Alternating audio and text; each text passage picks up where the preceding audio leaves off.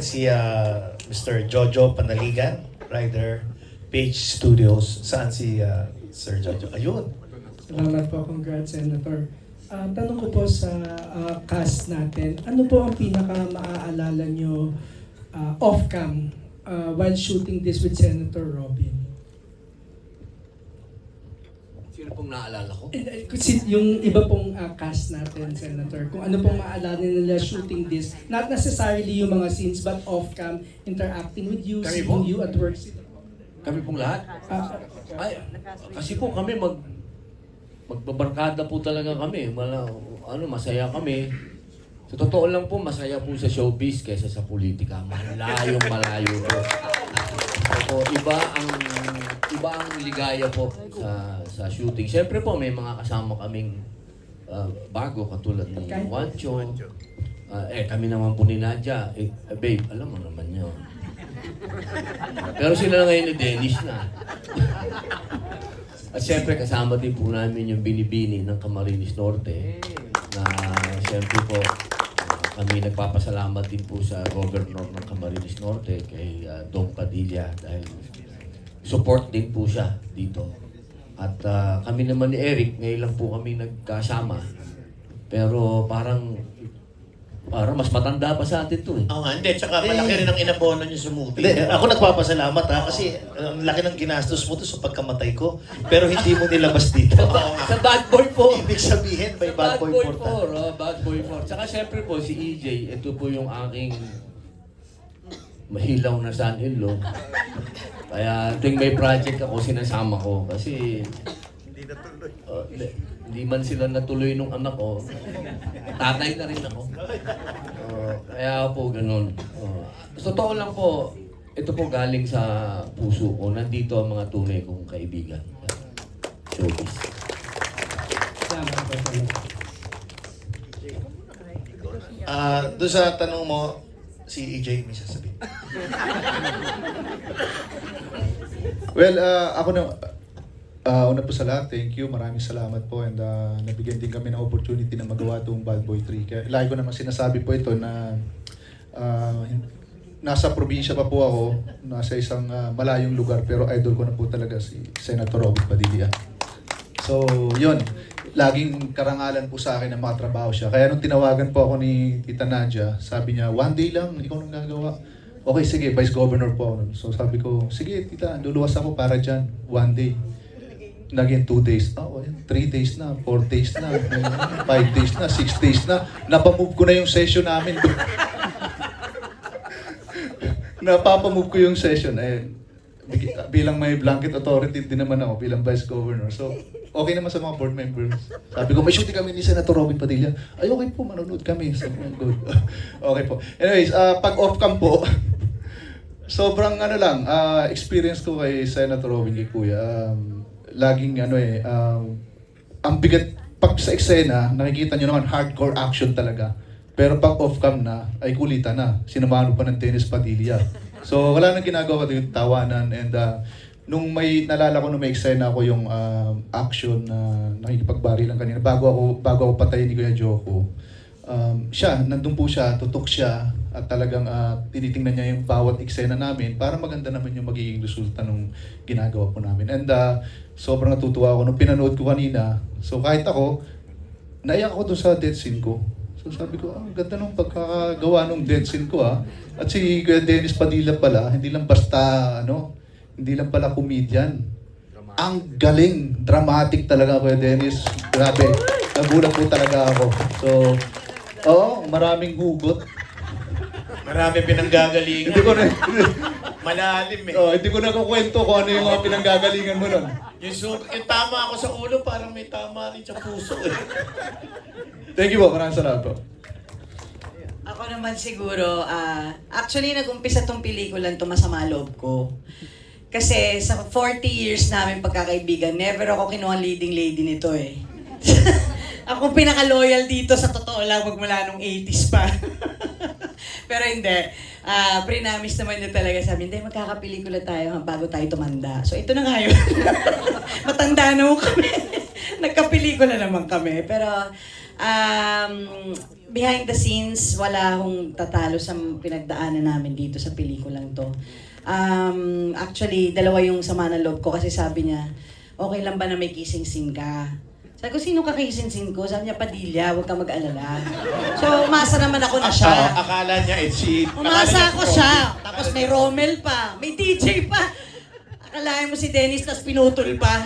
Diba? Parang sama ng loob ko talaga. Actually, 30 minutes po yun ng movie. 30 minutes. Oo. Na-edit, ginawa lang Kaya 15 underpaid minutes. talaga ako dahil dun sa eksenang yun. Pero hindi. Kidding aside, siguro sa 40 years ko dito sa sa industriya, isa to sa hindi ko makakalimutan. Dahil hindi lang ako naging artista dito. Talagang lahatin mo na dahil hindi lang pagiging professional, pero yung puso namin, yung kaluluwa namin, yung utak namin, lahat po nilagay namin sa pelikulang to.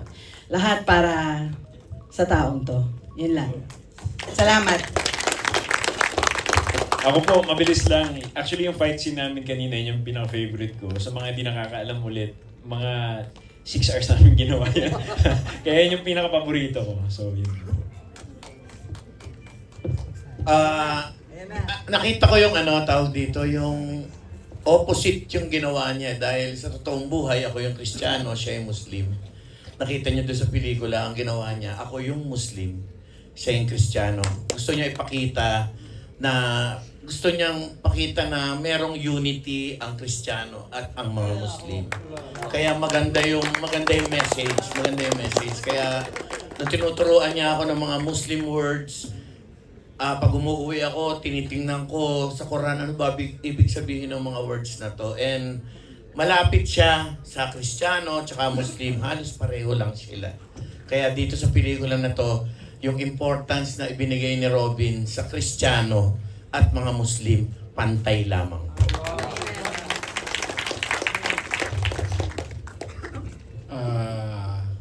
Last day of shoot namin sa may airbase. Sabi saan? Pare, may lalambing ako sa'yo. Sa ganito. Gusto ko ganito ang mangyari. So lalagyan ako ng effect sa ulo dito. Lalabas sa kabila. Sabi sa akin, kaya mo ba? Sabi, tol naman, ano ka ba naman? Halika na, tapusin na natin to. Tapusin na natin to. Di nagawa namin.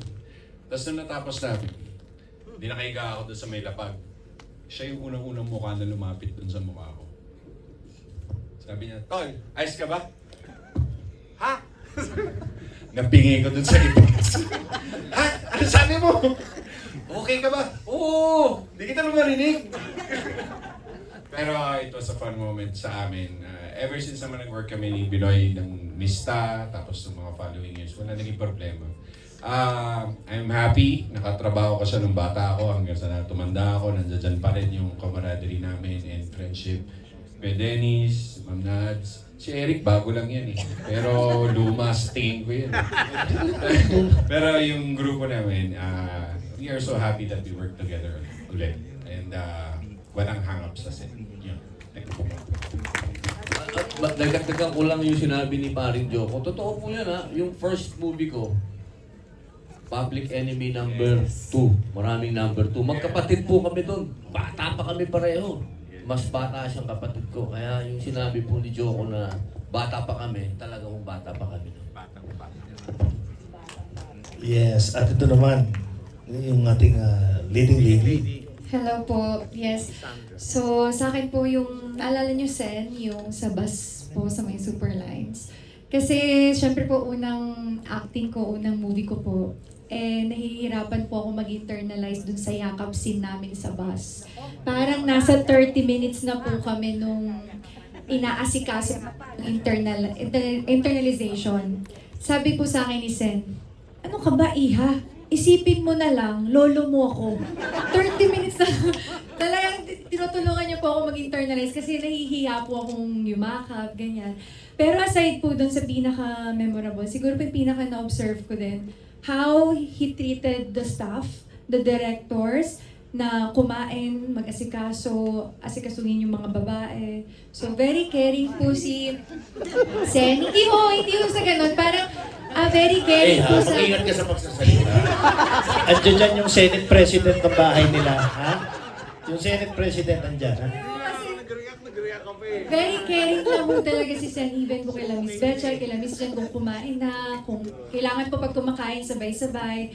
So siguro yun ho yung pinaka na-appreciate ko kasi pag off-cam po, iniisip natin parang ang angas lang ni Sen talaga.